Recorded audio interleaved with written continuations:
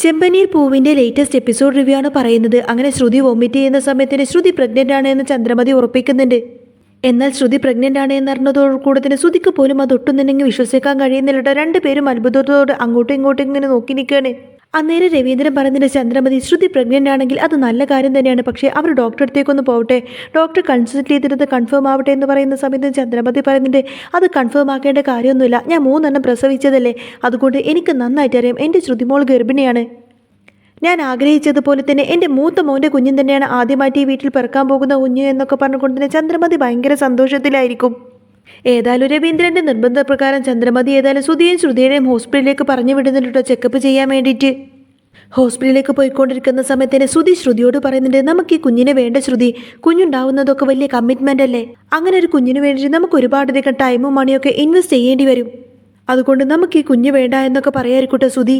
എന്നാൽ ഇത് കേൾക്കുന്ന സമയത്തിന് ശ്രുതിക്ക് അങ്ങ് വല്ലാതാവുന്നുണ്ട്. ശ്രുതി പറയുന്നുണ്ട്, ഇനിയും ഞാൻ പ്രഗ്നൻ്റ് ആണോ അല്ലയോ എന്ന് ഇതുവരെ കൺഫേം ആയിട്ടില്ല ശ്രുതി, എന്നിട്ട് പോലും നീ ഈ കുഞ്ഞിന് വേണ്ടാന്നാണ് പറയുന്നത്. അപ്പോൾ ആദ്യമായിട്ട് നീ ഒരു അച്ഛനാവാൻ പോകുന്ന സമയത്തിന് നിന്റെ റിയാക്ഷൻ ഇതാണല്ലേ എന്നൊക്കെ ചോദിച്ചുകൊണ്ട് തന്നെ ശ്രുതി ഒരുപാട് അങ്ങ് ദേഷ്യപ്പെടുന്നുണ്ട് ശ്രുതിയോട്. അങ്ങനെ ശ്രുതിയും ഏതായാലും ഡോക്ടറെ കൺസൾട്ട് ചെയ്യാൻ വേണ്ടിയിട്ട് ഹോസ്പിറ്റലിലേക്ക് എത്തുന്നുണ്ട്. ഇതേ സമയത്തിന് ചന്ദ്രമതി ആകെ ടെൻഷൻ അടിച്ച് ഇങ്ങനെ അങ്ങോട്ടും ഇങ്ങോട്ടേക്ക് നടക്കുമായിരിക്കും. ആ സമയത്തിന് രവീന്ദ്രൻ പറയുന്നുണ്ട്, ചന്ദ്രമതി അവർ ഹോസ്പിറ്റലിലേക്കല്ലേ പോയിക്കൊണ്ടിരിക്കുന്നത്, നീ ഇങ്ങനെ ടെൻഷൻ എടുക്കാതെ ഒരു ഭാഗത്തൊന്ന് അടങ്ങി നിൽക്ക്. അന്നേരം ചന്ദ്രമതി പറയുന്നുണ്ട്, അല്ലെങ്കിൽ ശ്രുതിമോളുടെ മുഖം കണ്ടപ്പോൾ തന്നെ എനിക്ക് നല്ല സംശയമുണ്ടായിരുന്നു രവിയേട്ടാ, ഈ സമയത്ത് പെൺകുട്ടികൾ ഗർഭിണിയാകുന്ന സമയത്ത് മുഖം അങ്ങനെയാണ് ഉണ്ടാവുക. എന്താണെങ്കിലും എനിക്ക് ഒത്തിരി സന്തോഷമായി, ഞാൻ ആഗ്രഹിച്ചതുപോലെ തന്നെ എൻ്റെ ശ്രുതി തന്നെയാണ് ആദ്യമായിട്ട് ഗർഭിണിയായത്, അവൾക്ക് തന്നെയാണ് ആദ്യമായിട്ടൊരു കുഞ്ഞു പിറക്കാൻ പോകുന്നത്. ഇനി നിങ്ങളുടെ അമ്മ ആ വസ്തുവെല്ലാം തന്നെ ആദ്യം ജനിക്കുന്ന കുഞ്ഞിൻ്റെ പേരിൽ എഴുതി തരാമെന്ന് പറഞ്ഞില്ലേ, പെട്ടെന്ന് തന്നെ നിങ്ങൾ നിങ്ങളുടെ അമ്മേനെ വിളിച്ചിട്ട് ആ പ്രമാണം എഴുതി വെക്കാൻ പറയൂ എന്നൊക്കെ പറയായിരിക്കട്ടെ ചന്ദ്രമതി. അന്നേരം രവീന്ദ്രൻ പറയുന്നുണ്ട്, ഇവിടെ നിന്നും ഹോസ്പിറ്റലിലേക്ക് പോയവരൊന്ന് തിരിച്ചു വന്നോട്ടെ, എന്നിട്ട് അത് കൺഫേം ആയതിനു ശേഷം മാത്രം ഞാൻ എൻ്റെ അമ്മയെ വിളിച്ച് പറഞ്ഞോളാം എന്നിങ്ങനെ രവീന്ദ്രൻ പറയുന്ന സമയത്തിന് ചന്ദ്രമതി ഭയങ്കര സന്തോഷത്തിൽ പ്രാർത്ഥിക്കാൻ വേണ്ടിയിട്ട് നേരെ പൂജാമുറിയിലേക്ക് ഓടിപ്പോവാണ്. പൂജാമുറിയിൽ കയറിക്കൊണ്ടതിന് ശ്രുതിക്ക് വേണ്ടിയിട്ട് പ്രാർത്ഥിക്കാണ്, ശ്രുതിക്കൊരു നല്ല കുഞ്ഞുണ്ടാവണേ എന്നൊക്കെ പ്രാർത്ഥിക്കായിരിക്കട്ടെ ചന്ദ്രമതി. എന്നാൽ ഇതേ സമയത്തായിരിക്കും ശ്രുതി പ്രഗ്നൻ്റ് ആണ് എന്നറിഞ്ഞുകൊണ്ട് തന്നെ ബാമാൻറ്റി കുറേ അധികം 2 ചാക്ക് മാങ്ങയുമായിട്ട് വീട്ടിലേക്ക് കയറി വരുന്നത്. ഇതും കണ്ടുകൊണ്ട് തന്നെ രവീന്ദ്രൻ ചോദിക്കുന്നുണ്ട്, ഇതെന്താ മാങ്ങയോ, ഇനിയും ശ്രുതി പ്രഗ്നൻ്റ് ആണോ അല്ലയോ എന്ന് കൺഫേം ആയിട്ടില്ല, അതിനിടയിലാണ് നിങ്ങൾ ഈ മാങ്ങയും തേങ്ങയൊക്കെ വാങ്ങിച്ചുകൊണ്ട് വന്നിരിക്കുന്നത്. അന്നേരം ബാമ പറയുന്നത്, എല്ലാം നന്നായിട്ടേ വരൂ, എനിക്കുറപ്പാണ്, ഏതായാലും ഇതെല്ലാം അകത്തേക്ക് കൊണ്ടുപോയി വെക്കാൻ ആവശ്യപ്പെടട്ടോ ബാമാൻറ്റി. ഇത് കേട്ട് രേവതിയെ വിളിക്കാട്ടെ ചന്ദ്രമതി, ഇതൊക്കെ അകത്തേക്ക് കൊണ്ടുപോയി വെക്കുകയെന്നൊക്കെ പറയായിരിക്കും. അന്നേരം രേവതി അങ്ങോട്ടേക്ക് വരുന്ന സമയത്തിന് ചന്ദ്രമതിയുടെ കൈ തട്ടിച്ച് സഞ്ചിയിലുള്ള മാങ്ങകളൊക്കെ താഴേക്ക് വീഴും. അന്നേരം രേവതി വന്നിട്ട് ആ ഒരു മാങ്ങ പെറുക്കിക്കൊണ്ടിരിക്കുന്ന സമയത്തിന് പെട്ടെന്ന് കാല് സ്ലിപ്പായിട്ട് അങ്ങ് വീഴാൻ പോകുന്ന സമയത്തിന് പുറത്തു നിന്നും വരുന്ന സച്ചി ഓടി വന്നിട്ട് രേവതി അങ്ങ് താങ്ങി പിടിക്കും. എന്നാൽ ഈ ഒരു സീനും കണ്ടുകൊണ്ടതിന്റെ ബാമാൻറ്റി ചിരിച്ചുകൊണ്ടതിന്റെ ചന്ദ്രമതിയോട് പറഞ്ഞിട്ട്, ചന്ദ്രേ ഉടനെ തന്നെ 2 സഞ്ചി മാങ്ങയും കൂടി വാങ്ങേണ്ടി വരുമെന്നാ തോന്നുന്നത് എന്ന് പറയും. ചന്ദ്രമതിക്ക് അങ്ങ് ദേഷ്യം വരട്ടെ ചന്ദ്രമതി പറഞ്ഞിട്ട്, ഒന്നും മിണ്ടാതിരിക്കടി, അല്ല നിങ്ങളിത് കാണുന്നില്ലേ, എന്തൊക്കെയാ ഇവരെ കാണിക്കുന്നത്, എല്ലാവരും നോക്കി നിൽക്കുന്ന സമയത്ത് എന്നൊക്കെ ചോദിക്കാണ് ചന്ദ്ര. അന്നേരം രവീന്ദ്രൻ ചോദിക്കുന്നുണ്ട്, ഇവരെന്ത് കാണിച്ചു എന്നാ നീ ഈ പറയുന്നത് ചന്ദ്രേ. രേവതി മാങ്ങ ചവിട്ടി അവിടെ നിന്ന് വീഴാൻ പോകുന്ന സമയത്തന്നെ വേഗം സച്ചി വന്നിട്ട് ഓടി അവളെ അങ്ങ് പിടിച്ചു, അതിനെന്താ ഇത്ര വലിയ തെറ്റ്? അന്നേരം സച്ചി ചോദിക്കുന്നുണ്ട്, ഇതെന്താ അച്ഛാ വീട് നിറയെ മാമ്പഴങ്ങൾ, ഇവരെന്താ മാങ്ങ വിൽക്കാൻ പോകുന്നുണ്ടോ എന്ന് ചോദിക്കാണ് സച്ചി. അന്നേരം എടാ ശ്രുതി പ്രഗ്നൻ്റ് ആയിരിക്കല്ലേ, അതുകൊണ്ട് ബാമാൻറ്റി അവൾക്ക് വേണ്ടി വാങ്ങിച്ചു കൊണ്ടുവന്ന മാമ്പഴങ്ങളാണ് എന്നൊക്കെ പറഞ്ഞു കൊടുക്കാണ് രവീന്ദ്രൻ. അന്നേരം രേവതിയോട് ചോദിക്കുന്നുണ്ട്, എന്താണ് നീ ഇങ്ങനെ നോക്കി നിൽക്കുന്നത്, മര്യാദയ്ക്ക് ഈ മാങ്ങയ്ക്ക് അകത്തേക്ക് കൊണ്ടുപോയി വെക്കുക എന്നൊക്കെ പറയാണ് ചന്ദ്രമതി.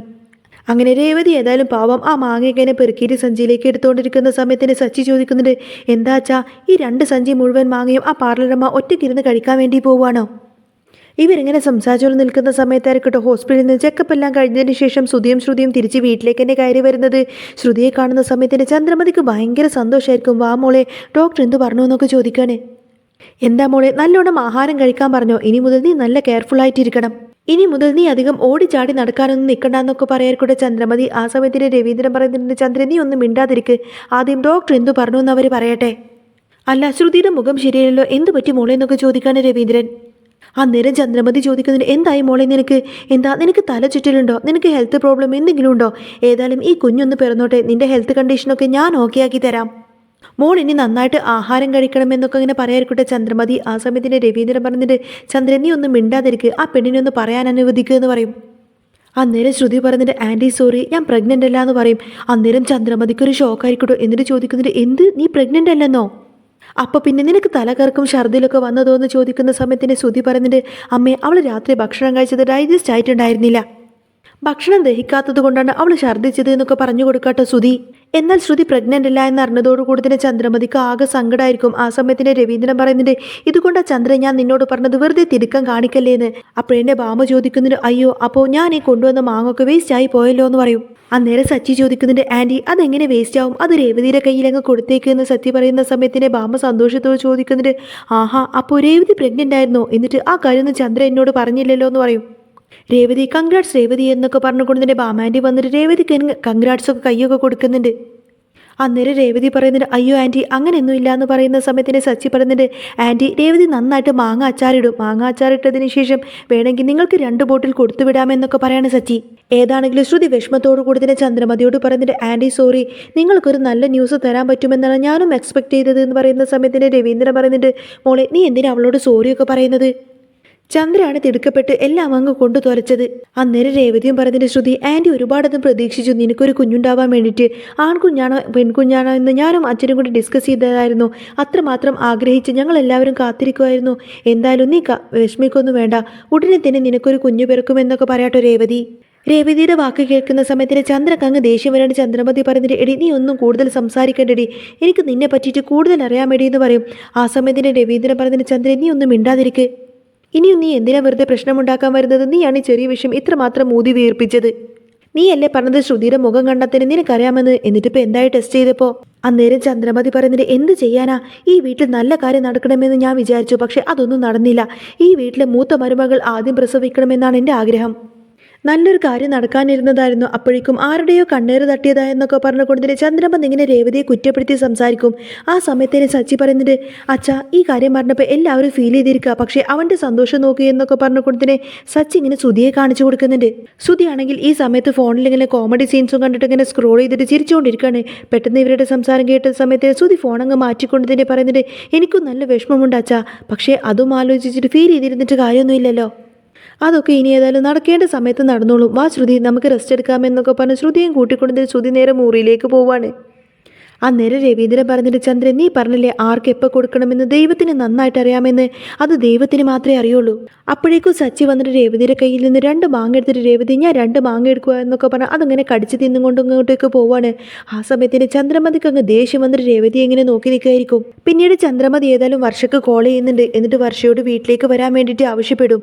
ആ സമയത്തിന് വർഷ ചോദിക്കുന്നുണ്ട്, ആൻറ്റി നിങ്ങളുടെ വീട്ടിൽ രവീന്ദ്രൻ അങ്കിൾ ഇരിക്കല്ലേ, ഞാൻ വന്നിട്ട് അങ്കിളുടെ കരണം നടിച്ചിട്ട് ഒരൊറ്റൊന്നങ്ങ് പൊട്ടിച്ചാൽ നിങ്ങൾക്ക് ദേഷ്യം വരുമോ, എൻ്റെ അച്ഛനെ അത്രയും പേരുടെ മുന്നിൽ വെച്ച് അടിച്ച ഒരാളുള്ള വീട്ടിൽ എനിക്ക് എങ്ങനെ വന്ന് നിൽക്കാൻ പറ്റും, അതൊരിക്കലും നടക്കാൻ പോകുന്നില്ല എന്നൊക്കെ പറഞ്ഞ് ദേഷ്യപ്പെട്ട് വർഷ കോള് കട്ട് ചെയ്യും. പിന്നീട് അങ്ങനെ വീട്ടിലേക്ക് ശ്രീകാന്തിന് ഒരു കൊറിയർ വരികയാണ്. എന്നാൽ ആ ഒരു കൊറിയർ കൈപ്പറ്റാൻ വേണ്ടിയിട്ട് ശ്രീകാന്തിനെ വിളിക്കാൻ വേണ്ടി രേവതിയോട് ആവശ്യപ്പെട്ട രവീന്ദ്രൻ, മോളെ രേവതി ശ്രീകാന്തിന് ഒരു കൊറിയർ ഉണ്ട്, അവനൊന്ന് വിളിച്ചെന്ന് പറയുന്ന സമയത്തായിരിക്കും സച്ചി അങ്ങോട്ടേക്ക് വരുന്നത്. സച്ചി വന്ന് ചോദിക്കുന്നുണ്ട്, അച്ഛാ ശ്രീകാന്ത് ഇവിടെ ഇല്ല എന്ന കാര്യം അച്ഛൻ എന്താ മറന്നുപോയോ എന്ന് ചോദിക്കും. അന്നേരം രവീന്ദ്രൻ പറഞ്ഞിട്ട്, അയ്യോ മോനെ ശ്രീകാന്ത് ഇതുവരെ ഇങ്ങോട്ടേക്ക് തിരിച്ചു വന്നിട്ടില്ലല്ലേ, ഞാനൊന്ന് മറന്നുപോയി എന്നൊക്കെ പറഞ്ഞുകൊണ്ട് രവീന്ദ്രന് ഭയങ്കര സങ്കടമായിരിക്കും.